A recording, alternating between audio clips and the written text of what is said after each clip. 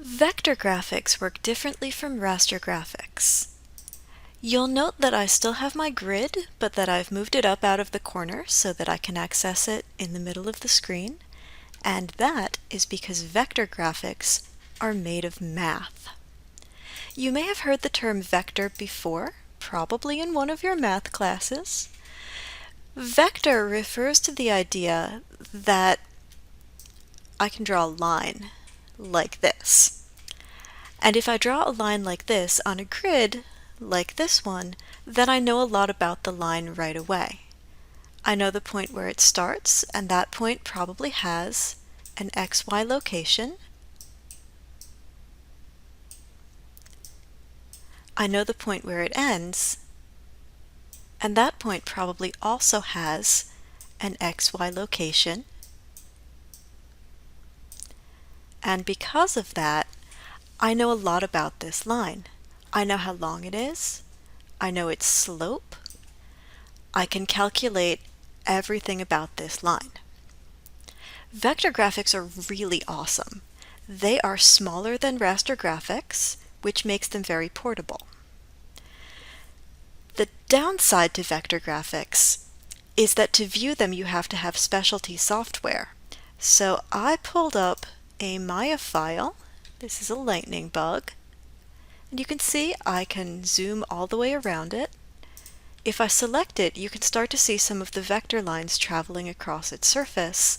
This 3D model is made entirely of vectors. It is not a raster graphic.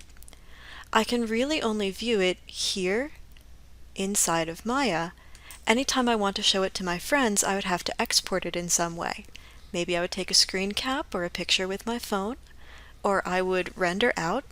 Rendering is the process of turning vector graphics into raster graphics. In any one of those cases, the result would be a raster graphic, and that is something I could share with my friends. The big advantage to vector graphics, here's the lightning bug, and you can see that it is only 400 kilobytes, where the image file that I showed you before was 4,000 kilobytes. So there are lots of really great things about vector graphics, and the only problem is that in order to view or edit a vector graphic, you do need to have specialty software. I know that when I discussed raster graphics, I pulled up my interwebs and I took a look at types of raster files. When I did the same thing for vector files, you'll see that it didn't really give me any immediate information, and that's because most vector products are specialty. So Maya files, like I showed you before, are specialty files. They require a special viewer. And I'll just start making a little list over here of different types of vector files. The first one is 3D files. Any 3D program you work with is going to generate vector data. The second one is a PDF, a portable document format. You have to have specialty software to read your PDF because it is essentially compressed vector data. If you work with a lot of Adobe products, you know that Adobe Illustrator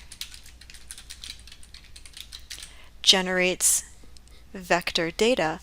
And again, you can either view Illustrator files in Illustrator or you can write them out as a PDF.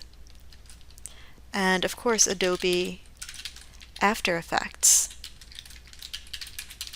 also generates vector-based data. It's an animation program, and most animation is done using vectors. There are scores of other vector-based programs, but you'll note that instead of just saying, oh, this is a PNG, this is a GIF, I'm saying here's a program. Vector-based, we tend to talk more about programs than the resulting files, because of course, we will always need some kind of specialty viewer in order to see the file we're working with. Now, what I want you to get out of this is that vector files are very small, they are very efficient, but they're not as easily shareable as a raster graphic.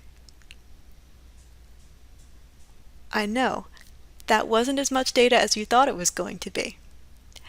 When I get back, I will discuss how vector graphics work with 3D files, and we will start building our first 3D model here in Photoshop. I will pause here and come back with that.